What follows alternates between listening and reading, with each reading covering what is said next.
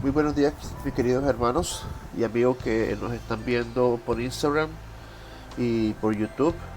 El día de hoy vamos a dar inicio, hoy lunes 5 de febrero, a la segunda temporada y también a la segunda serie de devocionales.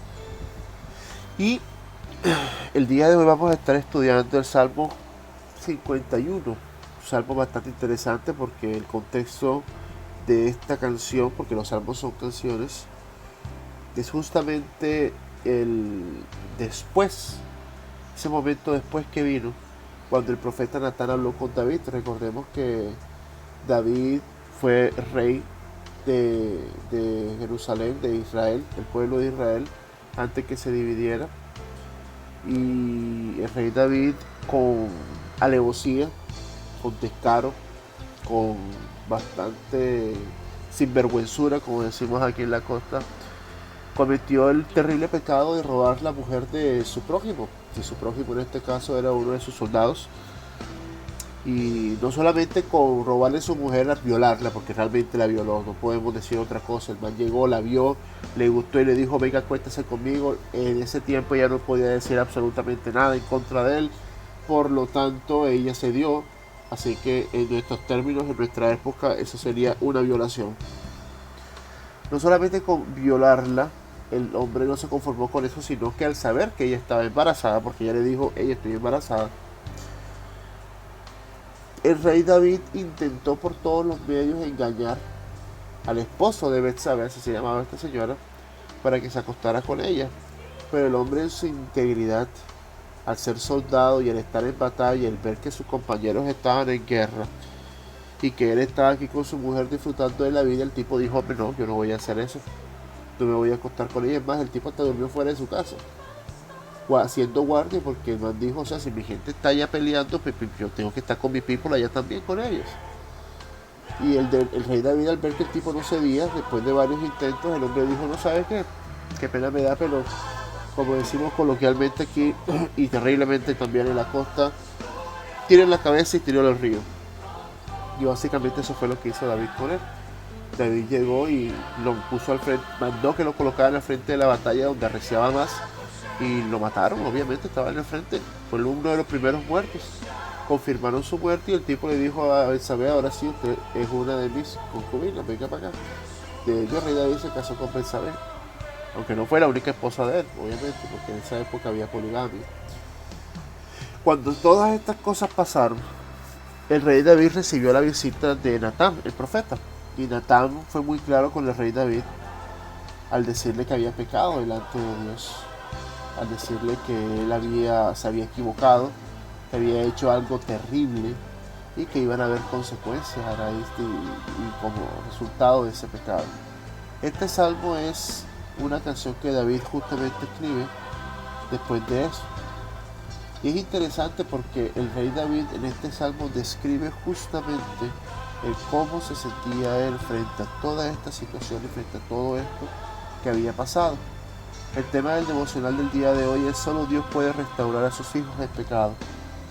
Utilizo la palabra restaurar justamente porque aquí no estamos hablando de una oveja perdida, ni estamos hablando de la moneda perdida, ni estamos hablando de rescatar a un pecador en su pecado y en su camino al infierno. No, estamos hablando del hijo pródigo. Estamos hablando del hijo pródigo. Estamos hablando de alguien que, habiendo sido salvo por medio de la fe, al reconocer la obra de Jesucristo en la cruz del Calvario, de morir por nuestros pecados y aceptar que Jesucristo es su Salvador, reconocer en su pecado y aceptar a Jesucristo como su Salvador, ese hijo de Dios, peca, se equivoca, y ese hijo de Dios entonces necesita pasar por un proceso de restauración. Ya ahí no hay salvación, aquí lo que hay que hacer es un proceso de restauración con esta persona. Y el Salmo 51 lo que dice justamente eso: ten piedad de mí, oh Dios, conforme a tu misericordia, y conforme a lo inmenso de tu compasión, borra mis transgresiones. Lávame por completo de mi maldad y límpiame de mi pecado, porque yo reconozco mis transgresiones y mi pecado está siempre delante de mí. Contra ti solo he pecado y he hecho lo malo delante de tus ojos. de manera que eres justo cuando hablas y sin reproche alguno cuando juzgas. Yo nací en iniquidad y en pecado me concibió mi madre. Tú deseas la verdad en lo más íntimo y en lo secreto me harás conocer sabiduría. Purifícame con hisopo y seré limpio. Lávame y seré más blanco que la nieve. Hazme oír gozo y alegría. Haz que se regocijen los huesos que has quebrantado. Esconde tu rostro de mis pecados y borra todas mis iniquidades. Crea en mí, oh Dios, un corazón limpio y renueva un espíritu recto dentro de mí. No me eches de tu presencia y no quites de mí tu Santo Espíritu. Restitúyeme el gozo de tu salvación y sosténme con un espíritu de poder. Entonces enseñarán los transgresores tus caminos y los pecadores se convertirán a ti. Líbrame de delitos de sangre, oh Dios, Dios de mi salvación. Entonces mi lengua cantará con gozo tu justicia. Abre mis labios, oh Señor, para que mi boca anuncie tu alabanza. Para que esta restauración pueda suceder, para que Dios pueda restaurar a su hijo de su pecado. Lo primero que debe haber es un reconocimiento de nuestro pecado, y eso es lo que Dios espera. Dios espera un reconocimiento de nuestro pecado, tal como David lo hizo. David comienza pidiendo la misericordia de Dios y la pide conforme a la misericordia del mismo. Conforme a lo inmenso de tu compasión, borra mis transgresiones. Ya él ahí está reconociendo que se equivocó. Está reconociendo que él le embarró. Lávame por completo de mi maldad y límpiame de mi pecado. Y entiendo solamente una equivocación, que es pecar delante de Dios. Porque yo reconozco mis transgresiones y mi pecado siempre está delante de mí. Y ahí es donde está la culpa. Yo sé que lo hice y me pesa el hacer esto. Yo creo que aquí hay que anotar algo muy importante. Si usted dice que es hijo de Dios, que ha recibido la gracia y la salvación de nuestro Señor Jesucristo, y usted no siente absolutamente nada cuando peca, ahí pasa algo raro. Ahí pasa algo bien raro, porque el que verdaderamente es hijo de Dios cuando peca, cuando la embarra, la sufre, le pesa, hay culpa. Hay un sentimiento de culpa que no lo deja a uno tranquilo. Si usted puede vivir su vida normal después de haber pecado, usted tiene un problema serio o usted nunca fue hijo de Dios. Así de sencillo y de simple. Así de fácil y de simple. Contra ti solo he pecado y he hecho lo malo delante de tus ojos, de manera que eres justo cuando hablas y sin reproche alguno cuando juzgas. Y esto es muy interesante, porque David reconoce que no solamente pecó contra Betsabé al abusarla, no solamente pecó contra el esposo de Betsabé al tratar de engañarlo y luego matarlo, sino que también reconoce que contra ti he pecado y he hecho lo malo delante de tus ojos. Así que cuando Natán lo reprochó, el profeta era Dios hablando a través del profeta, y él dijo: aquí yo no puedo decir nada porque usted tiene la razón. Así de sencillo, usted tiene la razón. Y eso es interesante, porque David dice que reconoce sus transgresiones y reconoce que ha pecado contra Dios. Y muchas veces cuando nosotros oramos a Dios, le decimos a Dios: Dios, si he pecado contra ti, perdóname. Hijo, tú sabes en qué pecaste. Tú sabes en qué me embarraste. Tú sabes exactamente qué hiciste. Llama las cosas por su nombre. Llama las cosas por su nombre y reconoce tu pecado delante del Señor. Pero luego de que hay un reconocimiento del pecado, Dios también espera que haya un arrepentimiento sincero de ese pecado. Y eso es justamente lo que encontramos nosotros desde el versículo 6 hasta el versículo 11. Tú deseas la verdad en lo más íntimo y en lo secreto me harás conocer sabiduría. Purifícame con hisopo y seré limpio, y lávame y seré más blanco que la nieve. Y esto es bien interesante. Dios espera un arrepentimiento sincero. ¿Y qué es arrepentirse? Arrepentirse no es llorar y decir: ay, yo lo hice. No, eso se llama culpabilidad. Arrepentimiento es sentir culpa por lo que yo hice, sí, pero también involucra que hay un cambio de camino. Hay un cambio de camino en mi vida inmediatamente. Si yo iba para allá al frente, ya no me regreso. Eso básicamente arrepentirse, hacer una U. Para donde yo iba, para allá ya no voy. Eso es arrepentimiento. Eso es lo que significa la palabra, y eso es lo que David está experimentando y está expresándole al Señor. Tú deseas la verdad en lo más íntimo y en lo secreto me harás conocer sabiduría. Purifícame con hisopo y seré limpio. Lávame y seré más blanco que la nieve. Hazme oír gozo y alegría y haz que se regocijen los huesos que has quebrantado. Aquí yo quiero parar un momentico. Esta frase me hace pensar a mí muchas veces en lo que yo hago. Porque yo siempre le digo al Señor, Señor, ¿tú por qué permites que esto pase en mi vida y por qué me haces pasar por estas cosas? Pero muchas veces soy yo mismo quien me busco lo que me pasa. Hay un dicho que siempre dicen las abuelitas, usted está buscando lo que no se le ha perdido. Y eso es justamente lo que uno hace. Uno coge y le embarra y luego está diciéndole, Señor, ¿por qué esto me pasa a mí? A mí porque usted se lo buscó. Muchas veces Dios disciplina nuestra vida, claro que sí. Y de hecho lo que dice David es que se regocijen los huesos que has quebrantado. O sea, Dios mismo ahí presionando a David para que se arrepienta de su pecado. Pero también muchas veces Dios permite que las consecuencias de mis decisiones me afecten y me lleven por delante, justamente para que yo pueda llegar a ese punto en donde reconozco que me equivoqué y yo me arrepiento de lo que hice. Y hay un cambio en mi camino, hay un cambio en mi vida. Y eso es lo que Dios está haciendo que David experimente. Ese peso que David siente, esos huesos rotos que él tiene, justamente la mano de Dios sobre él, diciéndole, mi hermano, usted se equivocó, arrepiéntase de lo que está haciendo y cambie su camino. Las consecuencias del pecado de David vinieron y usted las puede leer en el texto bíblico. Hubo consecuencias serias para lo que David hizo. Pero también es cierto que Dios se encargó de coger y quitarle a él el gozo, quitarle la alegría y la razón de ser de su vida por lo que él había hecho.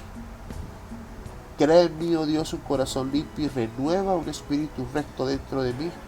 No me eches de tu presencia y no me quites tu Santo Espíritu.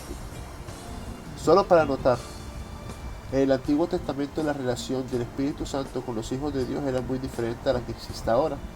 En el Antiguo Testamento la relación era una relación intermitente, en un estado de on-off, o sea, prendido apagado. Ya el Espíritu Santo llegaba sobre los profetas, hablaban y decían lo que debían hacer y se iba. Lo pudimos ver sobre todo, y en el caso más evidente era en el caso de Sansón. Sansón no era fuerte por tener el pelo largo, Sansón era fuerte porque el Espíritu de Dios estaba sobre él. ¿Ya? Entonces, esa relación cambió cuando Jesucristo llegó. Jesucristo en Juan le dice a los discípulos en la última cena, ustedes van a recibir el Consolador, que Él enseñará todo lo que han de venir y todo lo que han de hacer. Y esa promesa de recibir el Espíritu Santo, el Consolador, se cumplió en hechos cuando vemos que en el día de Pentecostés los apóstoles recibieron el Espíritu Santo y las personas que habían creído también empezaron a experimentar la llenura del Espíritu. ¿Sí? Entonces ese momento especial cambió el paradigma, porque ya el Espíritu Santo no está en estado de prendido y apagado, sino que está permanentemente contigo. De hecho, el nombre del Espíritu Santo en griego es Paracletos, la persona que te habla al oído y te está acompañando siempre. O sea, ese es el estado del Espíritu Santo ahora. Pero David justamente, él sentía cuando tenía o no el Espíritu Santo en su vida. Por eso él dice, no quites de mí tu Santo Espíritu.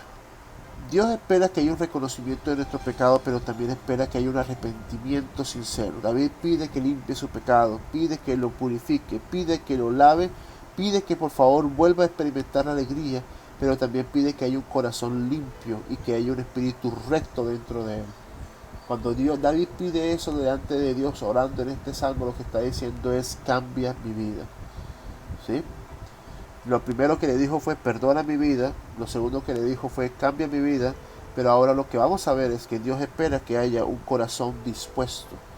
Y eso es justamente lo que David es. Nuevamente David hace alusión al Espíritu Santo al decir, restitúyeme el gozo de tu salvación, es decir, el tener esa relación contigo, y sosténme con un espíritu de poder. Entonces enseñará a los transgresores tus caminos. Basado en el perdón que recibí, en el arrepentimiento y el cambio de mi vida, mi corazón está dispuesto a enseñar a otros. ¿Para qué?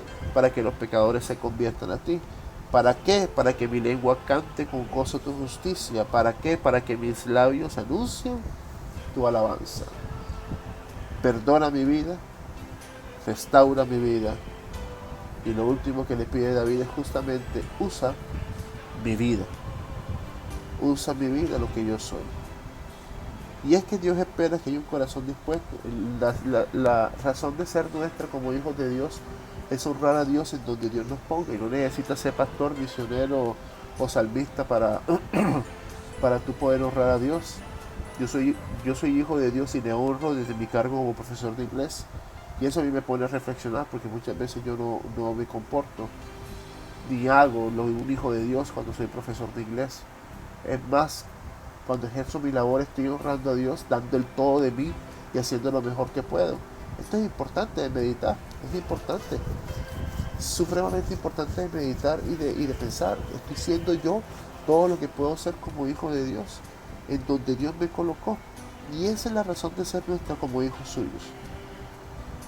Nuestra razón de ser debe ser anunciar las maravillas de nuestro Dios a través de nuestra vida, a través de nuestro trabajo y donde Dios nos coloque. Y eso es justamente lo que está diciendo David. Restitúyeme el gozo de tu salvación y sosténme con un espíritu de poder, y entonces enseñaré a los transgresores tus caminos y los pecadores se convertirán a ti. Líbrame de delitos de sangre, oh Dios. Ahí está pidiendo, bueno, hay dos posiciones. Una que está pidiendo que él no vuelva a hacer lo que hizo, porque lo que él hizo fue un delito de sangre. Otra posición puede ser que David esté pidiendo misericordia para que Dios les perdone su vida, ¿sí? Para que no vayan a matar a él. Y entonces mi lengua cantará con gozo tu justicia. Abre mis labios, oh Señor, para que mi boca anuncie tu alabanza. Y esta es la actitud correcta que debemos tener. Dios, solo Él puede restaurar a sus hijos en pecado. Pero para que eso suceda, Dios espera que haya un reconocimiento de nuestro pecado. Dios espera que le digamos, Señor, perdona mi vida. Dios espera que haya un arrepentimiento sincero y de corazón. Dios espera que nosotros digamos, Señor, cambia mi vida. Pero también Dios espera que haya un corazón dispuesto a ser usado por Él, aún en medio de esta situación. Dios espera que nosotros le digamos, Dios usa mi vida. Te la dejo ahí, te la dejo a mí también.